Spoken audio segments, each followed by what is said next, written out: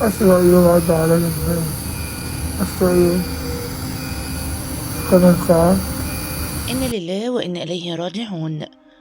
وداعا إبراهيم شيكا لاعب الزمالك اللي مات بعد صراع طويل مع المرض.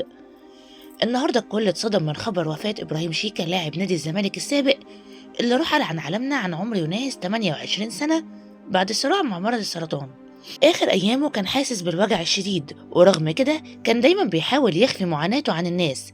إبراهيم بدأ مشواره في الزمالك وكان ليه مستقبل كبير في الكورة، لكن للأسف مرض السرطان ضربه في أكتر وقت كان ممكن يحقق فيه أحلامه. حالته الصحية بدأت تتدهور وابتدى وزنه يقل بشكل ملحوظ، وكان بيظهر كتير على وسائل منصات التواصل الاجتماعي بشكل مختلف عن زمان وعشان يستنجد بفريقه، ولكن فريقه اداله ظهره.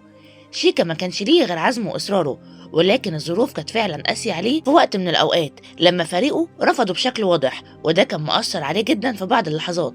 بس كان واضح إنه مش قادر حتى يتكلم مع فريقه زي الأول، وكل حاجة اتغيرت بعد ما دخل المستشفى وكان في حالة سيئة.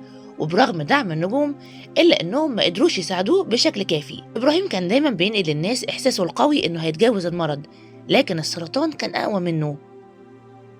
في آخر فترة في حياته ما كانش قادر يتحرك ولا حتى قادر يتكلم زي الأول، وفي أحد المرات قال: مستعجلين ليه على وفاتي؟ كده كده هموت. ودي كانت آخر كلمة قالها، ودي اللحظة اللي ظهر فيها مدى صبره رغم الوجع اللي كان فيه. بعد صراع طويل مع المرض تركنا إبراهيم شيكا في النهاية وسابنا من غير ما يقول لنا وداع.